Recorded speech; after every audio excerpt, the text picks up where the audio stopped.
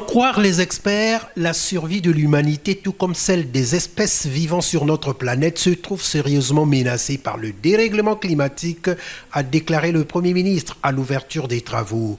Citant le président de la République dans son livre « L'Afrique, enjeu de la planète », Anatole Kouliné-Makosso a dit que l'Afrique doit être le lieu privilégié d'où doit retentir la sonnette d'alarme, invitant toute la communauté mondiale à changer de paradigme en accordant notamment le primat aux solutions naturelles. C'est tout le sens à donner aux présentes assises, lesquelles consacrent la forestation et le reboisement comme l'une des solutions naturelles cardinales et la plus efficace à ce jour pour lutter contre le changement climatique et ses effets.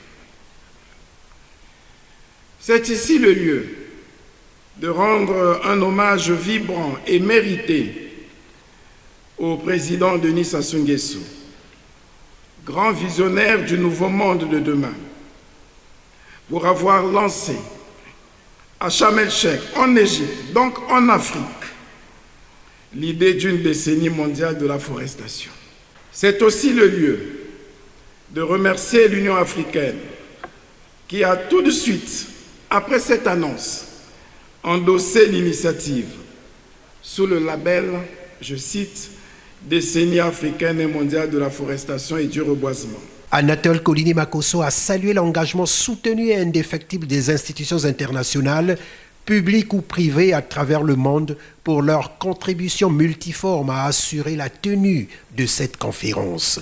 Le chef du gouvernement a par ailleurs demandé au ministre en charge des forêts d'examiner avec minutie les recommandations des experts. Les arbres et nous sommes des frères.